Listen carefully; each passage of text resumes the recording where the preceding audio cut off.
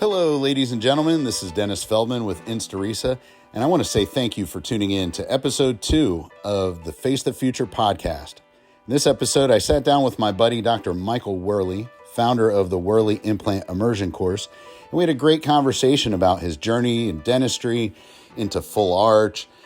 He spoke about his mission work that he's been doing in Puebla, Mexico, serving those fine people and serving the Lord, and what ultimately prompted him to build his own institute where he could not only serve more people, but really teach proper implant placement and have a patient-forward approach. Really great story, and also awesome to hear how things have changed since he incorporated the face and utilization of the InstaRisa workflow and how that's changed things for him. So really excited to share this with you. I hope you guys enjoy this conversation. Here we go. InstaRisa Face the Future podcast, episode 2.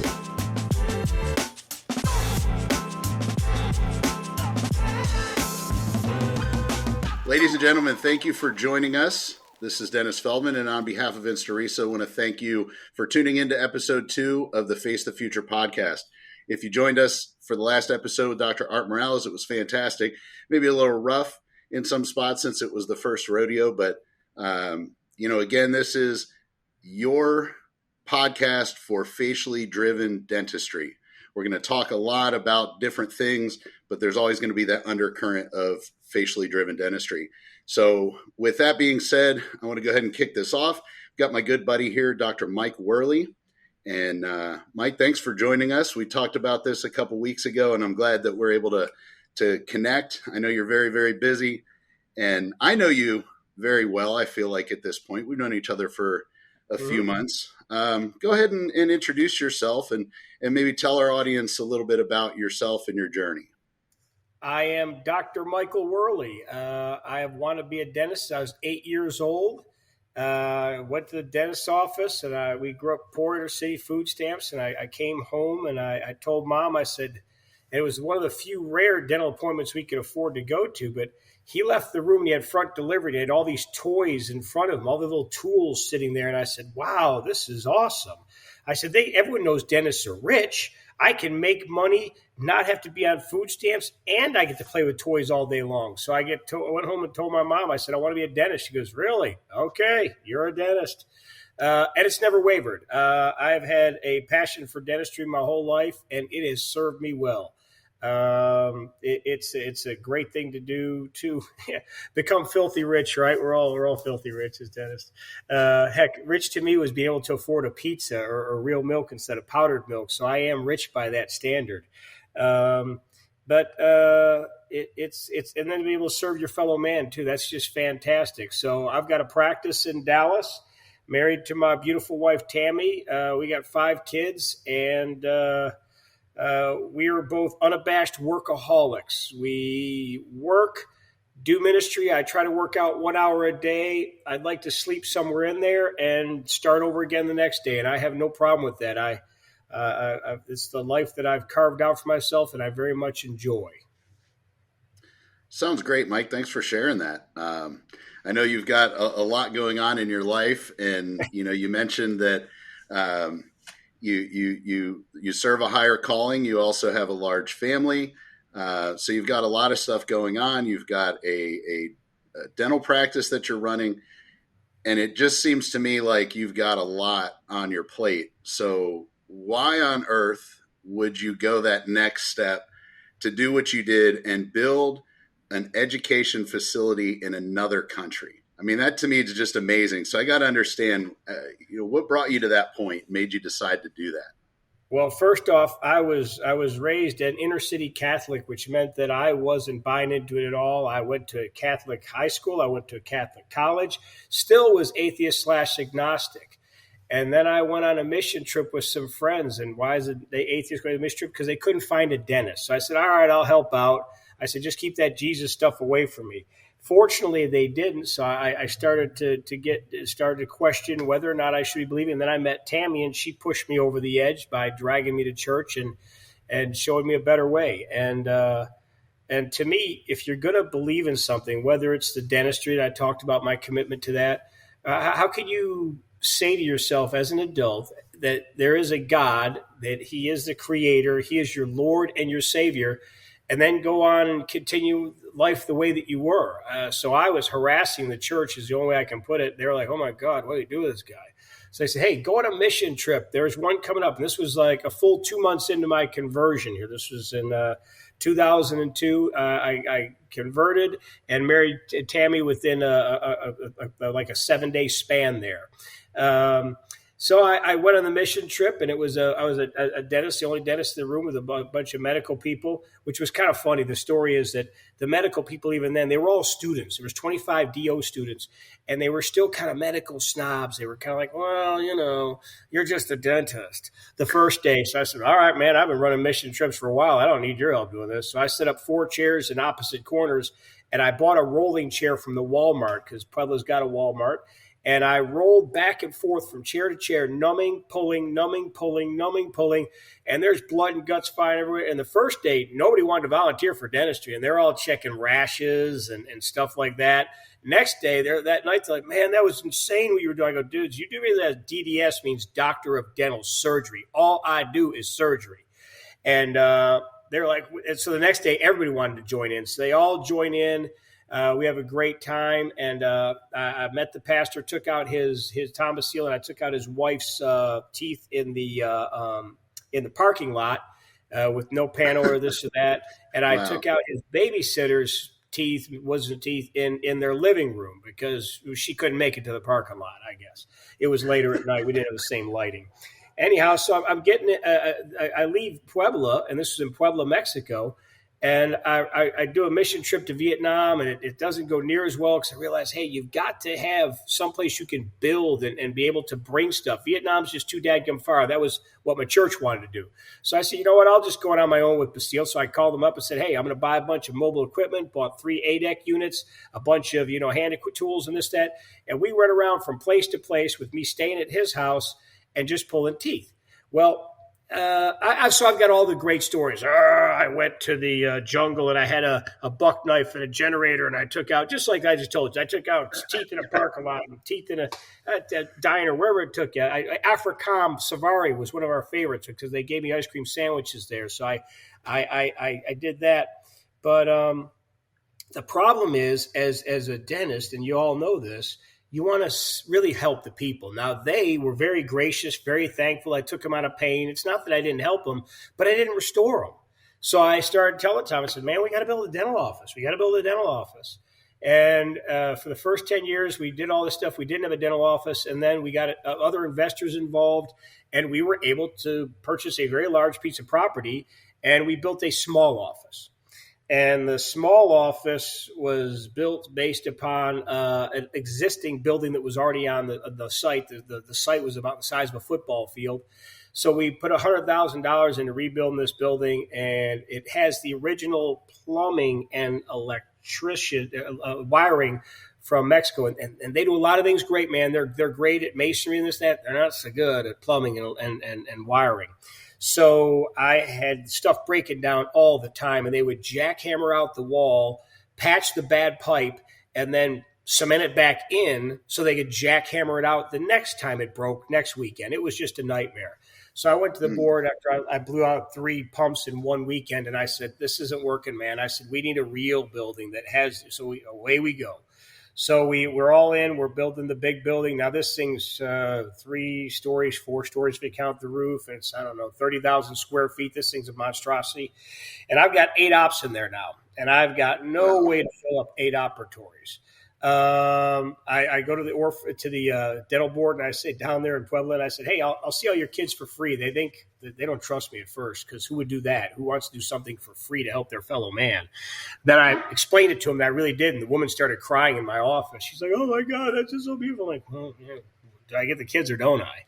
I need to have people to work on when I'm down here. And originally, before that, we were working on orphans from the orphanages and missionaries, other missionaries down there. So we build this big place. We start to get some people in there, and then other people start to flow in and this, that. And I realized that I'm supposed to be building a business that's supposed to pay for the ministry. This is a BAM, a business as ministry. So you don't have to go keep asking for money. You make something that will be generate its own funds as it goes along.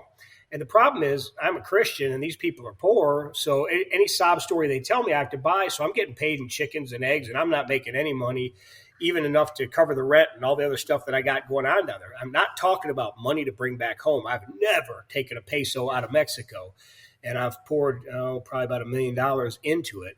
Wow. It was just enough to keep the lights on. So I said, man, I got to try something else.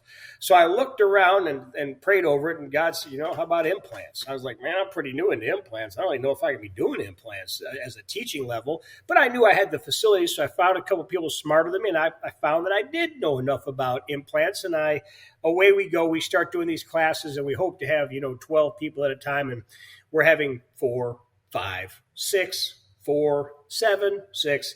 I never canceled the class 4 times a year for like 6 years. And then somehow out there, my name got out there from social media, from people who are much more adept at this than me. If Dennis wasn't running this podcast, I'd be lost. Social media and marketing is not my specialty. So we've built a name for ourselves out there for doing things right.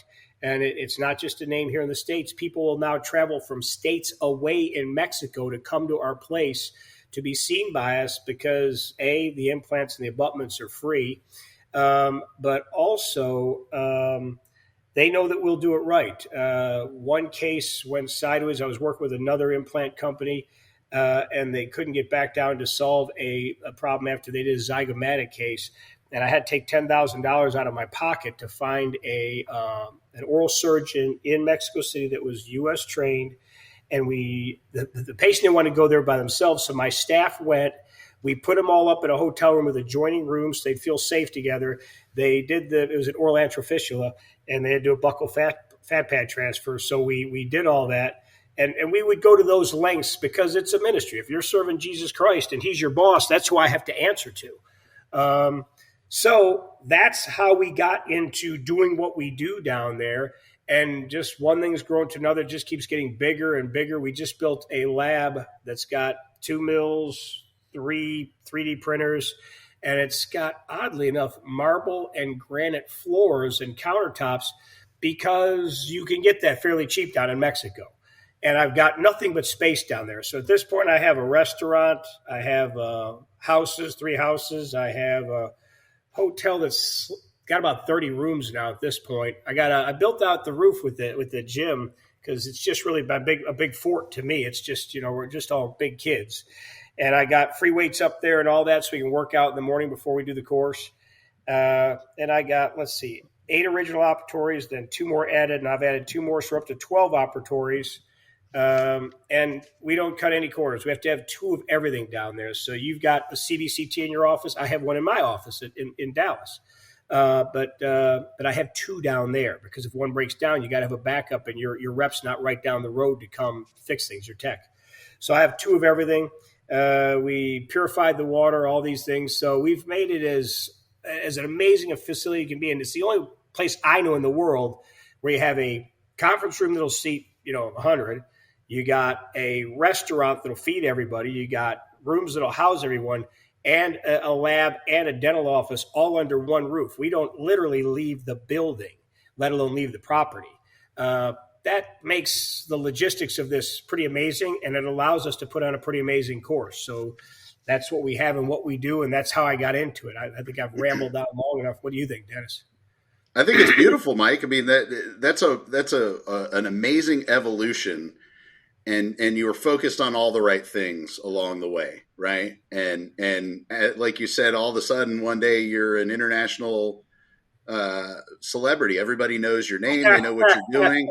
And I think it's amazing because, I met you, and I feel like as soon as I met you, the door opened in my brain, and everyone I meet, there's so many people that have known you or have heard about what you're doing. And we know there's a lot of misconceptions about what happens when you leave the United States for an implant course. And we know that what you're doing in Puebla is completely different than a lot of those negative stories that you might hear. And I know a lot of people are trying to do their best, but it seems like you guys, by answering to a higher power and holding yourself accountable, you're doing things right. And I really like it. Let me correct one thing. It's sadly not a misconception. I may be the outlier, and there are a few others that are doing it. It's not everybody, but there are too many courses out there that do treat them like guinea pigs. And it is just terrible. It is horrible that they do that. I mean, even if you don't believe there's a God and you don't believe in Jesus Christ, it's just bad business to ever use human beings as cattle fodder or guinea pigs. I mean, it's you think that's not going to catch up with you? I mean, there's people that have been, banned out of Dominican now, and hell, there's even people who have been banned out of Tijuana, and everything's available in Tijuana. I mean, dear God. And there's still people that doctors have been banned out of there. If you've been banned out of those places, you've done some really work, working for the dark side of the world. So sadly, it is wrong they do it, but it's just dumb. As far as celebrity goes, I just think that's funny, but I do go places now and people go, "Oh, you're Dr. Wehrle."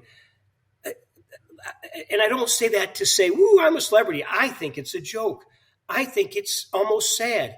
Should I be a celebrity for just doing the right thing? Shouldn't that be the norm out there? Shouldn't that be what everybody wants to do and what everyone aspires to? So these students come down and go, "Wow, what do we have to do to be like?" I said, I don't know, figure out what's right and then do it. I guess if I have a superpower in this, it's that I dream big dreams and I go after them. And I know they're going to take 10, 15, 20. I got another 20 years left in this thing. And I've got all sorts of dreams and ideas. I want to be the orphan king of Puebla. I want to rebuild all the orphanages down there and take care of them and just use the money from this to be able to do that. I mean, just dream a big dream and then go after it. And if it's a godly thing, he will pick you up and he will give you the power because it's his dream that you're tapping into. It's not Mike Wehrle. Good gosh. My celebrity is Jesus Christ. And on a good day, I'm lucky to walk with him and worship him and do his bidding. That's it in a nutshell.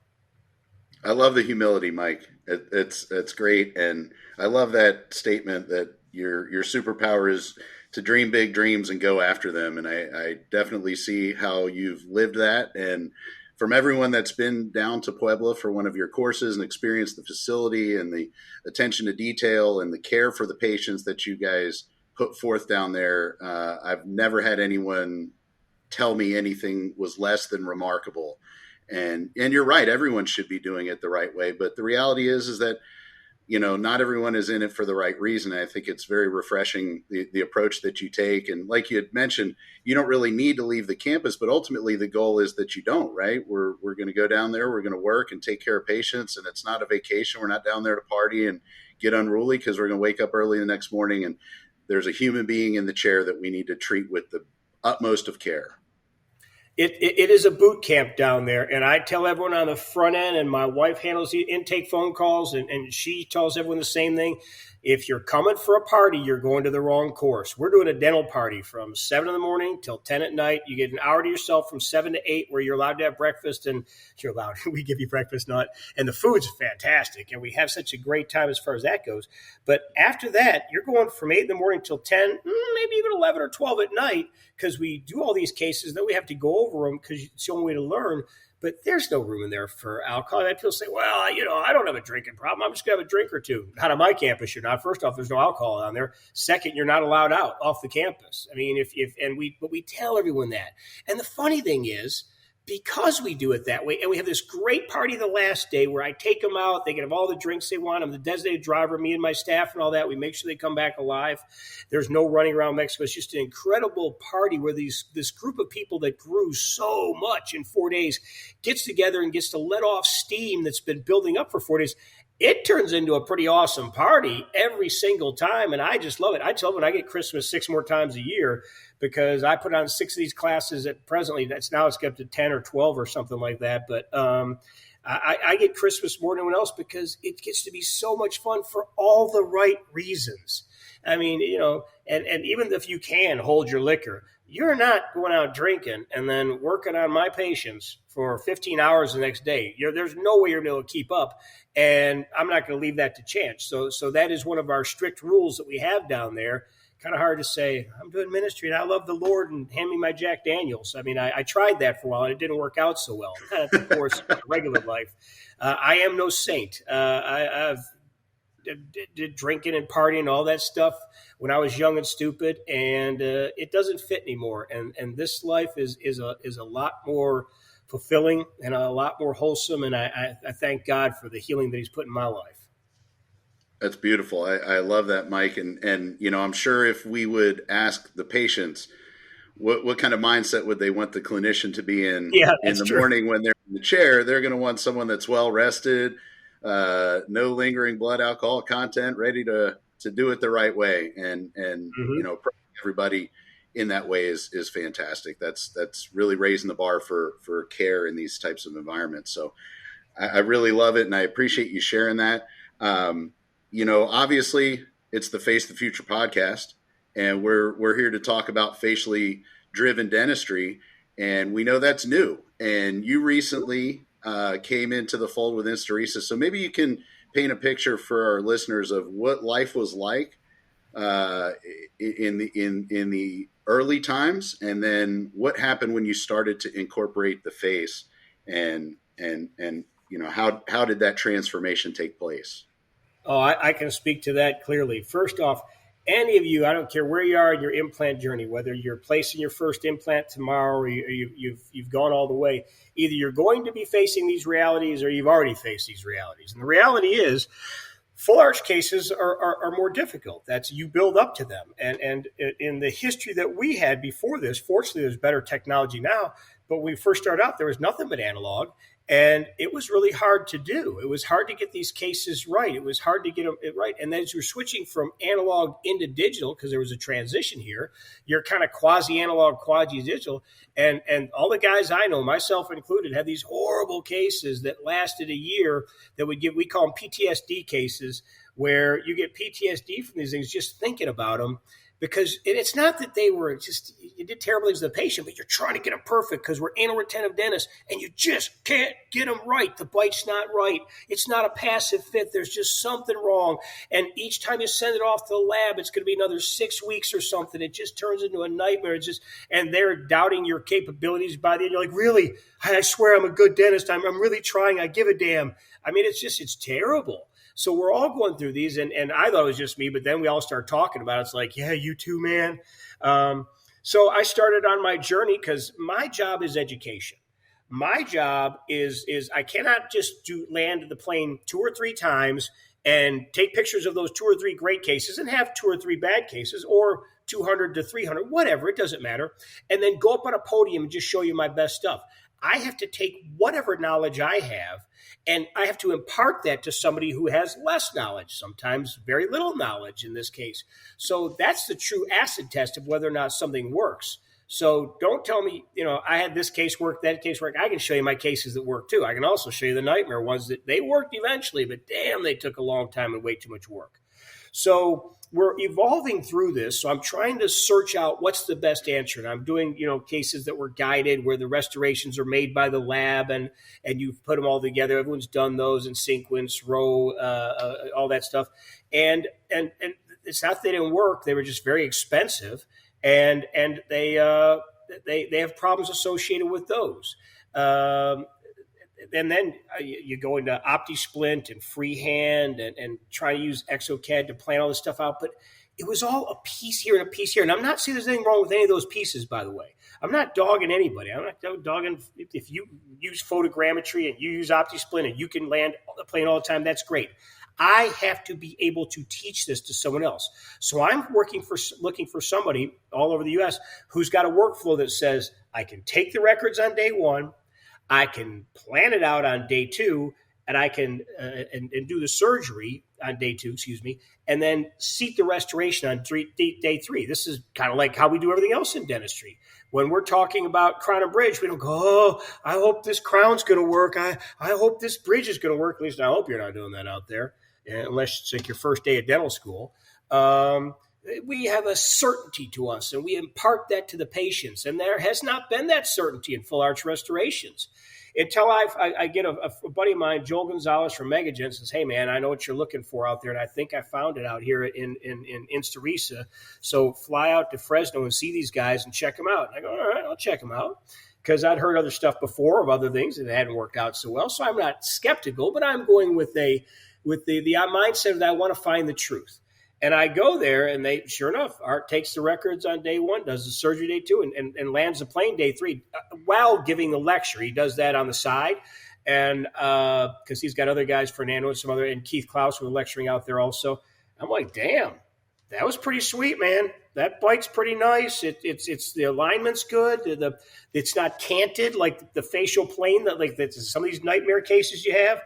It all worked pretty well. So I go home, I think about it. I call him up and I said, let's see what we can do about getting together and teach this. So I went back out a couple of times to watch him and talk to him and all that, and I explore a little bit more. And I said, all right, the acid test is going to be, can you guys come down to Mexico? Can you teach some people that are not that advanced on it? So I had one guy that had done, 10 arches of surgery, and the other guy hadn't done any full arch surgery at all yet. He'd done the other stuff leading up to it that we do, the beginner and the beyond beginner things that we do in our course. But he was just now ready for that next step. So they did it. And these were not easy cases. We didn't cherry pick some big old ridges and all that because just by the luck of the draw, these are the folks that came in. It's a ministry. I have to teach everyone, to treat everyone. I don't get to treat just the easy ones. So, and they each did 2 arches, and they seated them, and they worked. All 4 arches worked. And then I had one of my assistants, my associate, Isaac Langen, who's only a year out of dental school. Now, the kid's a freaking genius, man. He really understands exo-K. He's really gifted. He's taken the course a couple of times already because he's my associate and he can. So he's evolving very quickly, but still pretty young in the field, man. And he lands his case. So I intentionally did not get any training that weekend. I know how to place implants already. I've been doing that a while and all that. And I said, and I got my assistant, Our Lady's Thornton, who's also a dentist. She's a dentist out of Venezuela, but in the States she is not, so she's just my dental assistant. I say just, she's fantastic. She learned all the intake records. So she learns the intake records.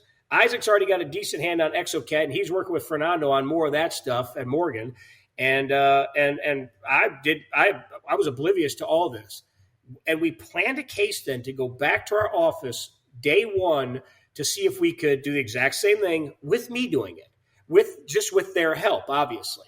So we MacGyvered together this team where we planned it out on day 1, and we did the case on day 2, and we see it on day 3. All this happens in the first week that I'm back from the course, and it went perfectly. It was so wonderful. And we've now started teaching that already down there in small bits and pieces. We're going to put together a bigger course with everyone at InstaRisa. So, and we haven't had a problem yet with it. And as a result, we even then have gone back and retrofitted because we had some cases that were dragging with OptiSplint and this and that. And again, I'm not dogging anybody, man. OptiSplint's wonderful for what it is. It's a great step in the right direction. But even those weren't going as exact as I wanted. So now we are picking them all up with InstaRisa wherever we're at and moving them along.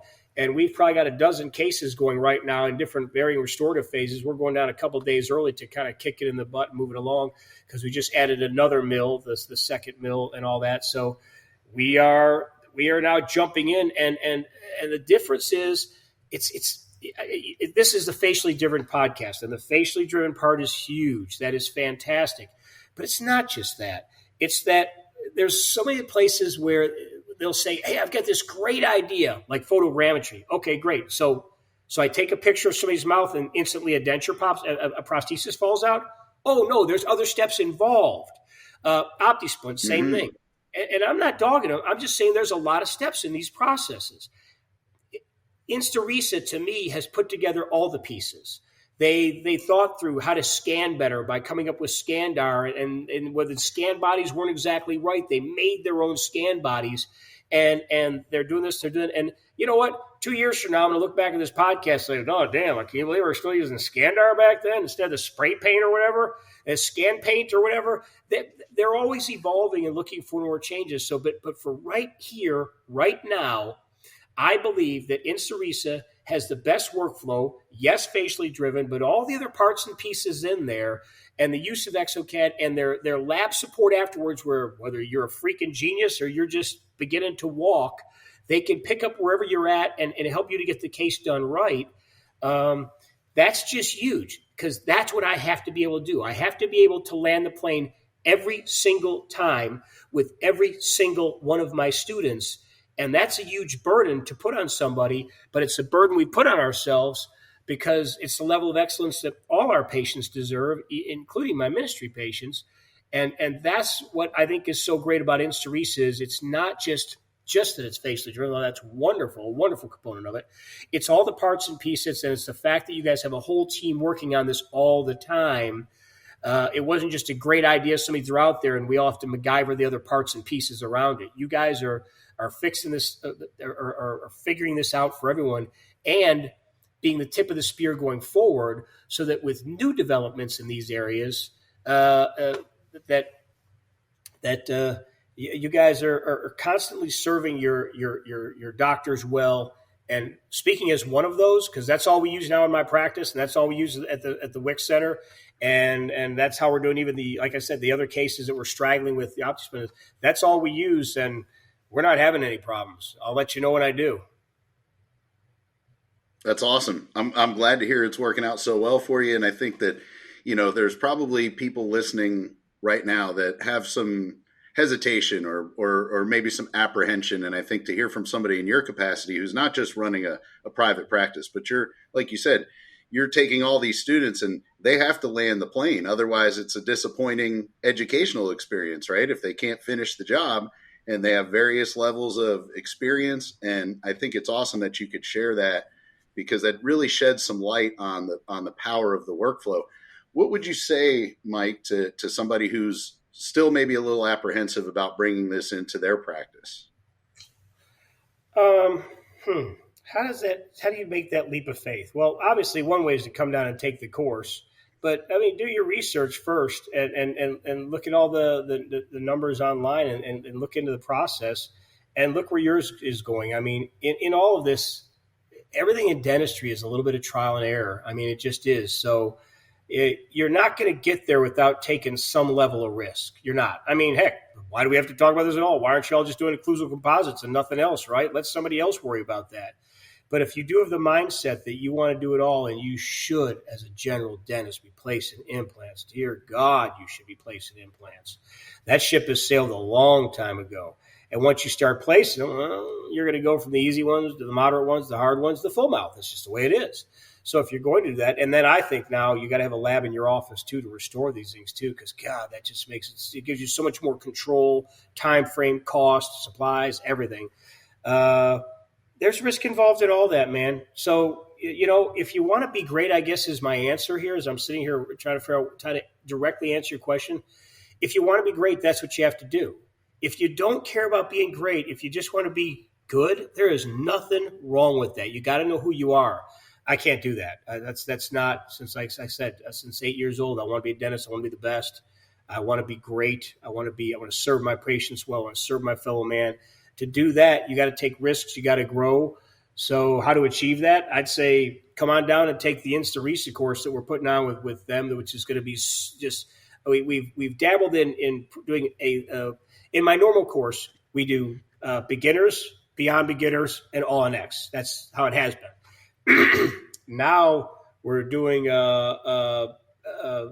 beginners, beyond beginners, and occasionally an all on X if somebody just cannot wait. We actually we'll try and teach them down there.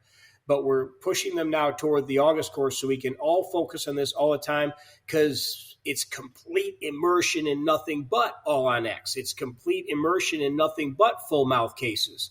That's a pretty amazing experience, and it's pretty unique.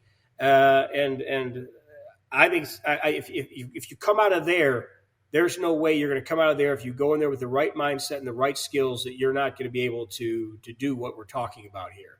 Because I was skeptical when I looked at InstaRisa, because I had survived this journey in the PTSD cases and the cases that were good but not good enough, and I haven't seen it yet, man. If it did, I'd tell you, and I'd tell you what the solution was or where we're going from here. But I haven't had those problems, and I'm not looking for anything else right now. I mean, hey, 3 years from now, like I said, we're a Star Trek thing, and it'll just appear in your mouth or something. But right here today, and in 2024 April, pushing into May, there's nothing else right now that I'd be using in my practice. And I think you need to, if you want to get into this, I think come on down and take the course, and let's show you what it is. And along those lines here, so what am I asking you there? I'm saying, trust me. Okay. I'm saying, some voice on a radio, trust me. You can go on Dental Town. You can see our reviews there. There's about 200 of those, and there's not a single negative review in there. I have never, ever in 10 years, ever had anything less than a 4 or 5 star review from the students who have taken the course. I've never had an average review, let alone a bad one. And that's all my All-Next patients too, docs. So I have a track record of delivering here that I think is pretty spectacular. I mean, I got 600 graduates now, pushing 600 graduates. I mean, if you got 600 graduates and they're tightly wound dentists and you've never pissed one of them off, I mean, that's doing your work, man. So I think that tells you that we can land this plane for you, and especially working with the InstaRisa team, because it's not just me who's relatively new to it. I'm handling logistics and a little bit of training, but we got Art, we got Fernando, we got the whole team down there. We got guys who've been placing this for 10 years. It's going to be great, man.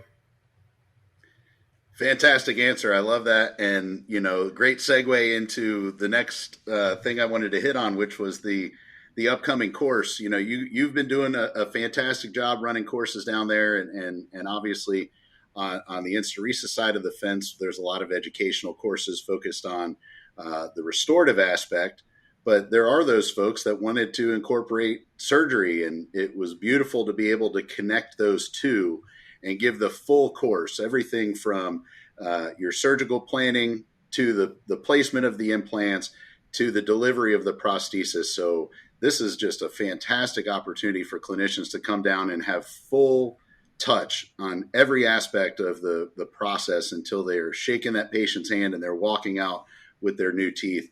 I think it's amazing. Anything else you want to share on that? I know this is new, and I know some folks have probably been on the website, checked out some of the details, but this is a whole nother ball game from any other course that's out there. And you just brought that up. When I went out to see the InstaRisa course, mind you, it was a didactic course being done in California, maybe the most litigious state in the world. So you really can't put on live training in the U.S., and there's licensing reasons and yada, yada, yada, yada, yada. So when I saw that, I thought, damn, but what if you're like my buddy Art, who took it last time, who hasn't done one before? If you've already been doing all All-Next, then you can go and see the InstaRisa workflow, and you can have the guys come in your office, and you can figure it out and move on. It's kind of hard if you've never done a full mouth case in your life. So this is something that is all encompassing. You can come down as long as you've got skills, and we're vetting these people to make sure that we aren't. I've placed 7 implants and I'm ready for All-Next. No, you're not. I'll take you through the journey to get you there, but you're not ready for it then. So we're going to have the people come down though that are ready and they haven't done it before. That's how you learn, is by doing the surgery and seeing the workflow and seeing the lecture part and seeing the restorative part and putting this all together in this 4-day, 60 hours of straight clinical time, but extravaganza. You've got to be able to do the surgeries. If you're a newbie, you can't just talk about it. You've got to do the surgeries with someone experienced over your shoulder saying, hey, it's so much of it's stuff you can't even put into a brochure. How to suture, how to hold the elevator, how to reflect a flap, how to suture it back together. What happens when there's complications? Well, you plan the implant right here and, oh no, the bone was bad, so now I got to move it over. And this is what we do. That's why we spend so long at these courses, is we show them how to do it. But the surgeries don't go on until 10 o'clock at night. We then, instead of going out, we sit and we talk all night long about how the cases went, using before and afters on all these, and with everybody in the room going over everybody's cases. If you just line up and do 2 cases with a buddy, then you've learned from 2 cases. At our courses down there, we're placing about 200 implants in a weekend right now. when you go down there, you're getting the experience of everyone because you're seeing them planned out. You're coming back, seeing what happened, and sitting there and talking about it. So yes, you got your own experience, and you got your assistant, your partner's experience, because it's 2-man teams, and that's how we're going to run the All-in-X also. So you're not only doing it, but you're seeing it while you're suctioning, because there's something to that. Because when you drop the handpiece, your IQ doubles. I tell all my students that because there's so much pressure and tension and all this. So there's something to be said for sitting right there watching it. There's also something to be said to then all night long going, hey, man, this case was really crazy, and this would happen to us, or it was a little bit off, and hey, here's what we did. We did a pedicle flap, and we did this, and da-da-da-da. We had to graft this. We had to do whatever it was to get to land the plane, and that's where the beauty of this is, because you're going to have a full spectrum of things happen to you in your cases in your office. So you want to get as much of an experience as you can from everyone around you. So yes, if you haven't done surgery, you need to do surgery. And yes, we all need to learn the InstaRisa principles, but then you also learn from each other too. So that's why it's a boot camp. It's nonstop learning. That's if you're going to leave your families, your dental practice, spend that kind of money to come down there and do that, I'm damn well going to cram it as full as I can. And that's what you need to understand, is that it's all these components wrapped into one course. It's not just one little thing. And I will dare say there's not a lot of courses out there that are doing this at all. And I'll bet you money there's none of them doing it as well, because I know how well we train at the facility from the feedback I've gotten from the students. And I know how well the InstaRisa workflow works, because I've used it myself after using all the other things. It's a bold statement. I love it. And I'm sure that there's folks listening right now that want to get some more information. So just to let everybody know what we've got cooking for this course coming up this summer, the dates of the course are August 14th through the 17th. So you fly in on the 13th, fly out on the 18th, right? Yep. The travel days are on the end, and then we hit the ground running at 7 a.m. each one of those days, and it's a Tuesday night. So Wednesday, Thursday, Friday, Saturday, we work all the way through. We end a little bit early on the last day to go out to dinner, because quite frankly, as you go along, you get faster because you get better. So you're doing the same amount of dentistry. You're just doing it in a more compressed time. And then that time that we save, we go out to dinner afterwards. But all the days are the exact same. Even that last day, we go over all the cases before we go out. But sorry. Great. And then if folks have questions about travel and things like that, they just call and talk to Tammy, and she's going to take care of all that, right? Yeah, you just go to the WIC website, and the number that's on there goes straight to my wife's cell phone 24/7, and she answers it, and she tells you everything about that, because she's been down there. We live it together. We do everything together, and she'll handle all your questions. She and my daughter are the concierge of the practice that make sure that all this goes right. Because the other thing too is people are like, well, I'm going to a foreign country, this, that. Man, I guess we should have talked about that. I'm in Puebla, which is at 7,000 feet. So first off, it's not hot. The economy there's driven by car plants. The Volkswagen's got their biggest plant outside of Germany there, and Audi built a similar plant like that. And they have more universities than anywhere else in Mexico. They've got 14 dental schools, for God's sakes, wow. Which is an insane number, because because you're up in the mountains. It's not with all the drug traffic problems. The drugs are made in Guatemala. They're used in the U.S. Yes, they're used in Mexico too. But it's like a pipeline. So nobody wants to make a pipeline that goes up a 7,000-foot dead end and then comes back down. It's a waste of time, effort, energy for them. And these are business people too, even though they're slimy ones. They are. So we don't have the drug problem. We don't have any of that stuff up there. We have this wonderful climate, and all you got to do is get on the plane in the U.S. Once you land, it's my people, my vehicles, my staff members, some of them are family, literally, driving you around and doing all this stuff. There is nobody hired out to do this. That's why my reviews are so great, is because people can't imagine this kind of coordination. Well, I've had 20 years to work on it, and it's not just working on the logistics now. We've been doing mission trips forever, so we kind of got logistics pretty well down. So there's none of this, well, I don't know about Mexico, whatever, man. We will take care of you. So what you're saying, it's safe, comfortable, you're going to be well fed, and all they need to do is go to wiic.org for more information. That is exactly it. Go to wiic.org and come on down. And the last thing I'll tell you, because it's going to happen anyways, is no matter how great my course is, Maria's Cooking is going to come out number one. It's number one in reviews every time. You're sitting there laughing. They can't see this now because it's not visual for them, but you're laughing because everybody goes down. It's like, oh my God, that food is so good down there. Yes, the food is amazing.